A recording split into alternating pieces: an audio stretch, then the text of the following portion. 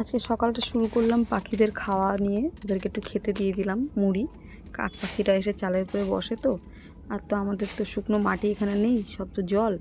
সেই কারণে আর আমি পরের জমিতে দিই না। আমি দরকার পড়লে আমার জায়গাটাই নোংরা করি, আমার যে জায়গায় আমি থাকি পরের জায়গায় আমি এরকম খেতে টেতে দিই না।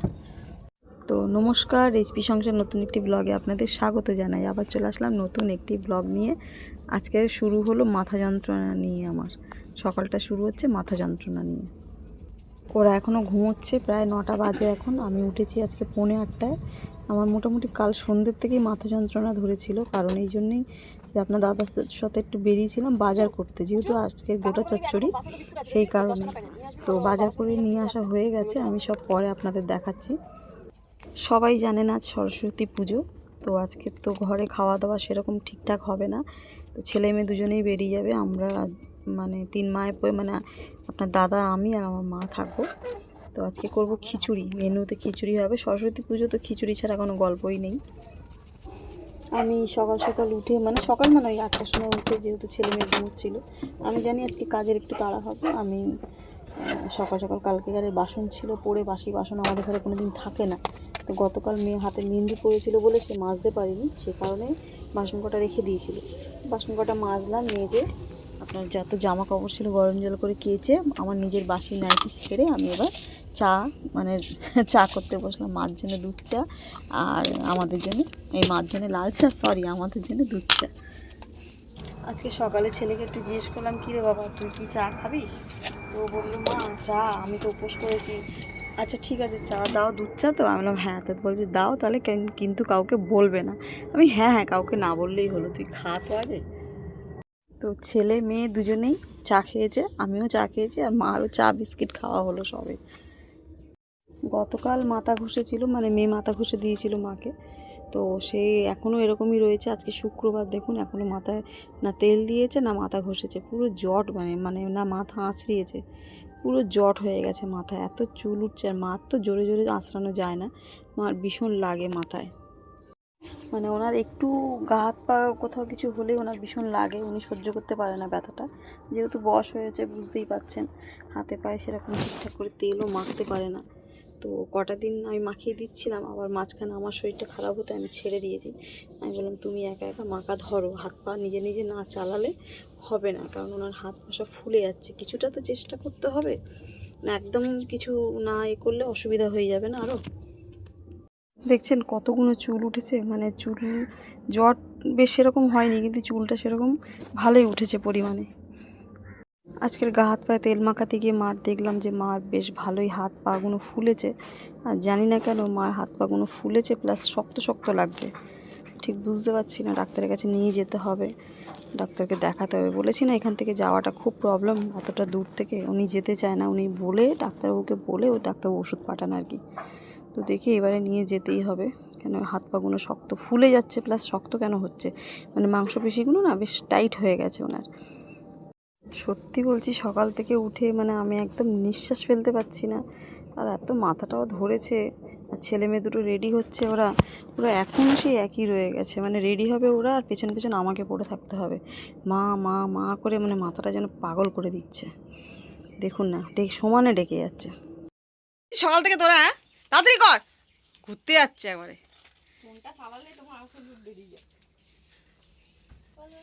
দেখুন আমার রাজপুত্র আর আমার রাজকন্যা কেমন লাগছে দুজনকে, দেখছেন?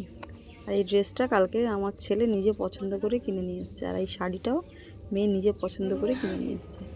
চললো ভোলা বন্ধুবান্ধবের বাড়িতে, ওই সুভাষগ্রামে যাবে, ওখানেই ওরা অঞ্জলি দেবে। আজকে বললো মা আমি আসতে পারি, নাও আসতে পারি। আমি চল ঠিক আছে, টাটা, আমাকে নিয়ে যাবি? পাত্তাই দিলাম। চলুন, আমারও স্নান হয়ে গেছে, আর মাও আজকের স্নান টান করে শুয়ে পড়েছে। মা এখনও কিছু খায়নি, শুধু একটা মিষ্টি আর জল খেয়েছে, আর সকালে চা খেয়েছিল। তো আজকে আমার পুজো দেওয়ার কোনো ঝামেলা নেই, কারণ মেয়ে পুজো দিয়ে ঘরের পুজো দিয়ে অঞ্জলি দিতে গেছে। মাথাটা সকাল থেকে যন্ত্রণা আমার ফেটে যাচ্ছে, বিরক্ত লাগছে যেন। সকাল কি কাল থেকে সন্ধ্যেবেলা থেকে ধরেছে, যে আসলাম বাজার করার পর থেকে ধরেছে মাথাটা। মাথাটা মনে হয় আঠাও হয়েছে। দেখি আজকে ঘষা হলো না, ঘষবো। চাটচাট চাটচাট করছে মাথাটা, ওই জন্য মনে মাথাটা যন্ত্রণা করছে।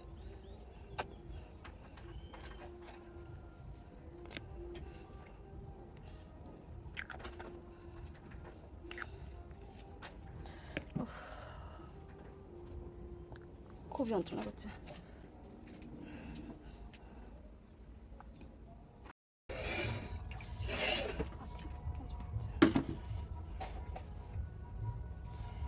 না আমার এত মাথা যন্ত্রণা করছে আজকে, না আমার মনে হয় একটা ট্যাবলেটে কিছু হবে না। আমি তো সকালে ছেলেকে বললাম যে আমি দুটো ট্যাবলেটই খেয়ে ফেলবো, এত মাথা যন্ত্রণা করছে।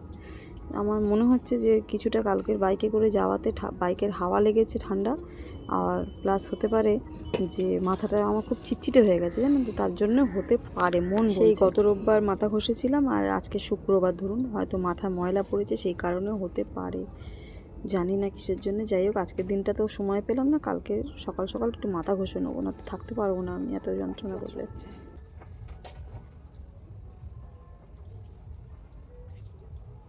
তোলপাড় হয়ে গেল সকাল থেকে, এখন এক চুট সকাল 9:30 উঠেছি, 8টা থেকে এখনও তোলপাড় হয়ে গেল এক রাউন্ড। ছেলে বেরিয়ে গেছে, মেয়ে মনে অঞ্জলি দিতে গেছে, ও আসলে বেরোবে, অঞ্জলি দিয়ে এসে বেরোবে, মানে রেডি আছে, পরে কথা বলছে। খুব যন্ত্রণা করছে। আজকে টিফিন কেউ করিনি, আমি আর মা চা খেয়েছি, কোনো টিফিন করা হয়নি, কারণ ওরা তো খাবে না, ওরা উপোস। আর দেখি এখন আমি আর মা কি খাই। আসছি। এই যে গতকালে সব বাজার করে নিয়ে এসেছিলাম, কিছুটা মেয়ে নিয়ে এসেছিলো, আর বেশিরভাগটা আমরা সন্ধেবেলা গিয়ে নিয়ে এসেছি। তো এত সবজির দাম ধোঁয়া ছোঁয়ার বাইরে, মানে গোটা চচ্চড়ি মানে তো বিশাল একটা জিনিস আয়োজন। আমাদের এই কটা সবজি আপনি বিশ্বাস করবেন কিনা জানি না, এই কটা সবজি আমাদের প্রায় 8 থেকে 900 টাকা খরচা হয়ে গেছে জানেন। দেখো তেল ফেল আমি যেগুলো রান্নার মানে এইগুলো বাদ দিচ্ছি, শুধু সবজির কথা বলছি। মানে এই সবজি কটা গেছে এরকম 8 না সকালে আমরা সন্ধেবেলা আমরা নিয়ে এসেছি 650, আর আমার মেয়ে নিয়ে এসছে মানে সকালে নিয়ে এসেছিলো কত 220 টাকায় সবজি, তার মানে ভাবুন।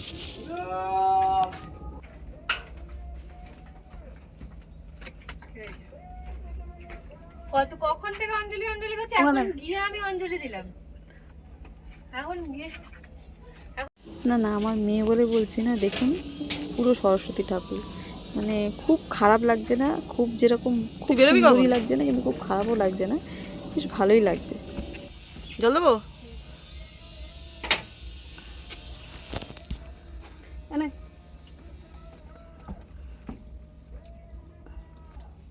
প্লিট করে ফেলেছিস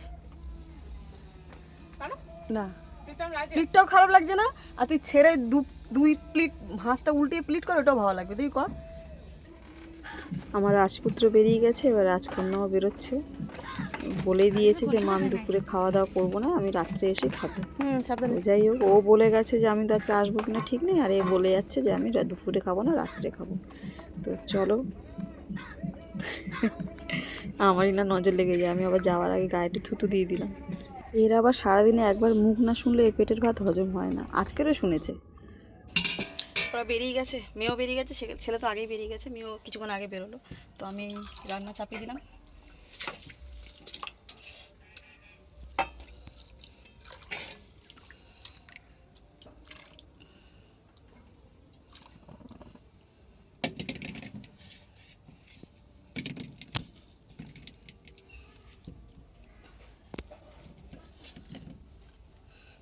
ডালের চালে খিচুড়ি বসিয়ে দিয়েছি, এটা হতে থাক, এবার কাটাকুটি করি। তো সারাদিন কী করি টুকিটাকি শেয়ার করবো, সঙ্গে থাকুন, আবার আসছি। এই যে সব আয়োজন চলছে, এখন খিচুড়ি, বেগুন ভাজা আর চাটনি করবো, আর বাঁধাকপি শিম টিম দিয়ে একটা চচ্চড়ি মতন করবো এবেলা খাওয়ার জন্য, মানে আজকে খাওয়ার জন্য। তো আবার আসছি। রান্নাটা দেখাতে পারলাম না, এই লাস্ট রান্না হচ্ছে বাঁধাকপি চচ্চড়ি, এর মধ্যে গাজর আছে, শিম আছে, বেগুন আছে, আলু আছে, টমেটো আছে, বাঁধাকপি আছে দিয়ে কড়াইশুঁটি দিয়ে চচ্চড়ি হচ্ছে। এর আগে খিচুড়ি হয়ে গেছে, এটা রকির জন্য বার করে রেখেছি খিচুড়িটা। আর কি করলাম, চাটনি করলাম, বেগুন ভাজা, আলু ভাজা, পাঁপড় ভাজা, আর আপনার এই বাঁধাকপির তরকারি। আজকের এই মেনু হয়েছে আর কি।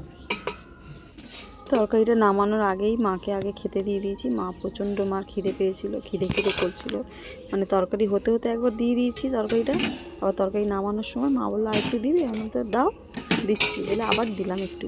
তো বলছে বেশ ভালোই লাগলো তরকারিটা, সব রান্না মা বলেছে খুব ভালো হয়েছে। যাক, বাড়ির লোক যদি ভালো বলে তো মন শান্তি, রান্না করে আমার তৃপ্তি হয়। এই যে রকির জন্য 4টে ডিম সেদ্ধ দিয়ে দিয়েছি, মানে 4টে যদি বলেন কেন, আজকের 2টো কালকের 2টো, কালকে তো আমাদের রান্না হবে না, কালকে আমাদের ঠান্ডা খেতে হবে।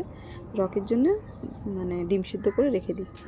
আর এখন একটা ছাড়াচ্ছি, ওই যে ওকে খাবারটা দিয়ে এসছি না, ওর সাথে ওইটা দিতে যাবো না, এখন অবধি খায়নি, প্রায় অনেকক্ষণ হয়ে গেছে জানেন তো, খেতে চাইছে না রকি।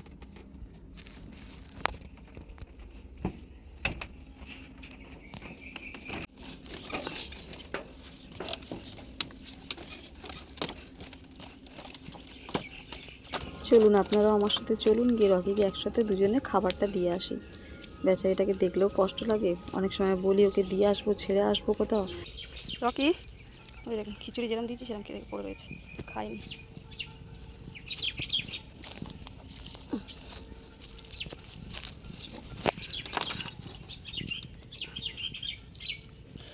গরম আছে, এই খা খা, Rocky Rocky Rocky Rocky Rocky খা, চল চল চল চল।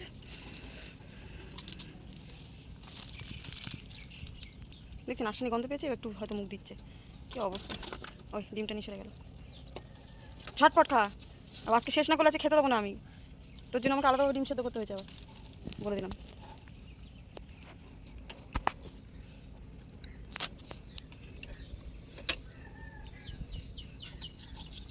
খা, চললাম, টাটা।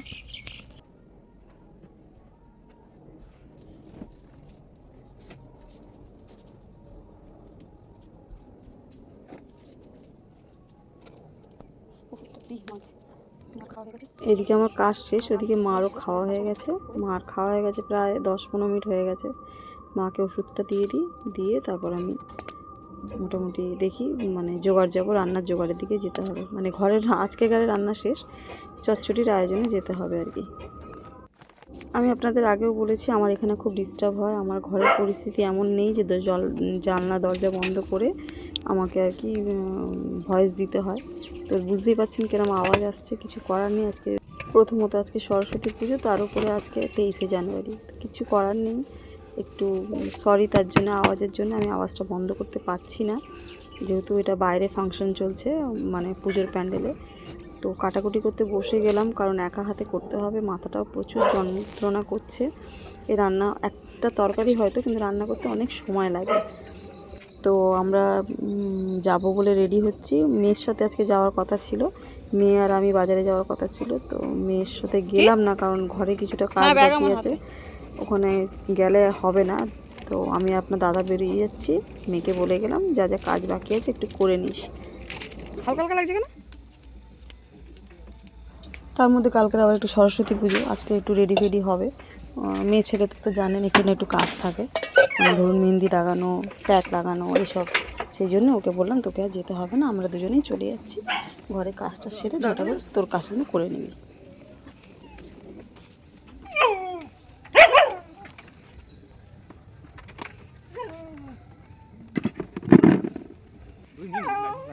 ডিগিতে ব্যাগ পুচু বলবো, পুচু ঘর থেকে দড়ি দে তো, ওই পাটে দড়ি, কি দড়ি দেবো বলবো, কলতলা দেখ না, দড়ি শক্ত আছে কালো রঙের।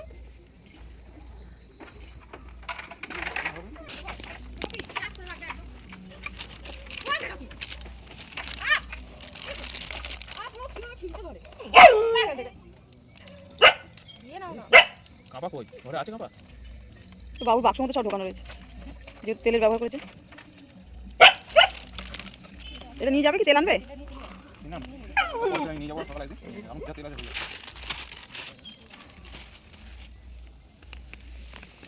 তো মেয়ে দাঁড়িয়ে আছে, মেয়েও বললো যে মা আমি একটু সাইকেলটা ঠিক করাতে যাব। ঠিক আছে যা। তো ঠিক আছে, আসলাম, আমরাও বেরিয়ে যাচ্ছি। তো যদি ভিডিওটা ভালো লেগে থাকে লাইক কমেন্ট শেয়ার করে সাবস্ক্রাইব করে পাশে থাকবেন, আর যদি না ভালো লাগে তো স্কিপ করে চলে যাবেন, কেমন? তো এই হচ্ছে কথা। আর সবথেকে গুরুত্বপূর্ণ বিষয় হচ্ছে আপনারা সবাই ভালো থাকবেন, সুস্থ থাকবেন, সাবধানে থাকবেন। আবার দেখা হবে পরের ভিডিওতে। ও একটা ভালো কথা, আমি না আমার ক্যামেরাটা ফোনটা কোথায় আমি নিজেই ভুলে গেছি দেখুন। চলো আসছি, টাটা।